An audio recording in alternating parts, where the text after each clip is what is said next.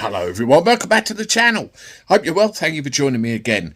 You know, I've seen a load of footage over the last 24 hours which reminds me of how petrified Keir Starmer is of the approaching storm known as reform.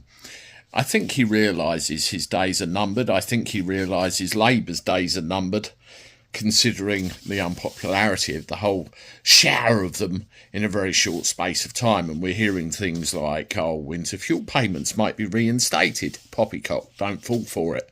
Well, the biggie, and the one that Reform keeps shouting about, is, of course, this business of immigration. Have a listen to this. What they don't need to move to is what the Labour government is doing, is putting them into houses in the community. To where? That's happening in Runcorn. Where would you put them? Back to where they came from. Right, that's Sarah Potion, and you heard her very much at the end of that. Send them back from whence they came. And she's referring to the illegals that come over. And, you know, all this talk about them being put in houses and everything else. Our system is under complete and utter strain. It doesn't work. I had a chat with someone from Border Force a couple of days ago who was actually going on holiday, and he's based in France. And I said, why are you over there? You're UK Border Force. Why are you in France? And he said, very simple. He said, if they intercept anybody over there and fingerprint them up and everything else, and then they end up on a dinghy, I end up on the UK coastline, it's a lot easier if they're in the system to say, stop, you're not coming any further, and out. Why are they arriving on the UK coastline in the first place?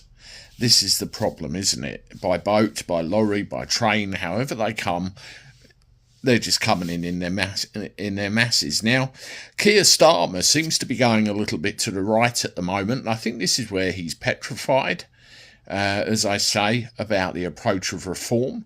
I think he's trying to convince everybody, and not very successfully, that he is tough on immigration and he's going to sort it out and he's going to bring everything in. Have a listen to this clip from Nigel Farage, which includes a little bit about Keir Starmer's history. It's about 38 seconds long. Keir Starmer is the biggest hypocrite on earth. He spent his whole career campaigning for mass migration and for open borders. Look at this. So we have to make the case for the benefits of migration, the benefits of free movement. Well, that was 2020. That for the man, of course, who did all he could to stop Brexit. Now today, because Reform are smashing in the opinion polls and in the local elections, he stands up and says, you can trust me, you can believe me, we are going to reduce net migration. This guy is a hypocrite, he's totally insincere. No wonder his support is falling off a cliff. He deserves it.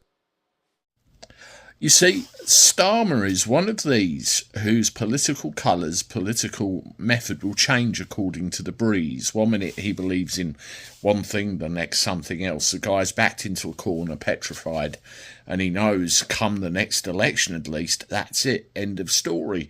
And he's playing the game using immigration as a trump card, thinking that it's going to solve all his woes. Well, of course it isn't. Again, why are they landing in the first place? They come across all of these countries, and they get to France. You look at the documentary that Patrick Christie's did in GB News. Hop on a boat, come over here. And there are wrong uns, as one of the aid workers in the camp actually pointed out. Why are they coming here? What can be put in place in between here and there to stop this? Well, Albania gets spoken a lot about. Have a listen to this. About these return hubs, offshore processing possibly in Albania. What's your plans there? Is that part of your talks here in Albania? Well, it's very important that we bear down on irregular migration, unlawful migration. We've already taken effective action on arrests and seizure of assets across the globe, high-level arrests. We've already got many agreements in place now with other countries for cooperating on law enforcement. You saw some of that here in Albania this morning. UK forces alongside Albanian forces. What now we want to do, and we're having discussions on, talks on, is return hubs, which is where someone's been through the system in the UK, they need to be returned, and we have to make sure they're returned effectively, and we'll do that if we can through return hubs. So that's what the talk's about. I would say in this area, no single measure is going to be the measure that is, if you like, a silver bullet. By putting it all together, arrests, seizures, agreements with other countries, returning people who shouldn't be here, and return hubs, if we can, through these talks, to add to our armoury, will allow us to bear down on this vile trade and to make sure that we stop those people crossing the channel. So he's talking about return hubs. You come here, you work your way through the system, it's all exhausted, you go to a return hub to be dealt with. The problem is, it's very much in the wording. When the system is exhausted, well, this could go on for years of asylum claims and waiting, and it's, you know, it's not going to happen. What these people have to realise, and what these people have to get, the very second that these individuals set foot here, if they're allowed to get that far, they should be removed immediately.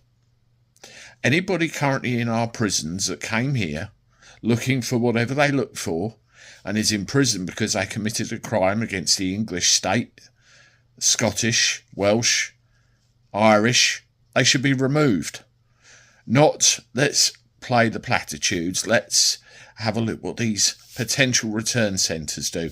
But can you see the rhetoric? It's all about political manoeuvring. Yes, I may be teaching you to suck eggs, but it needs pointing out.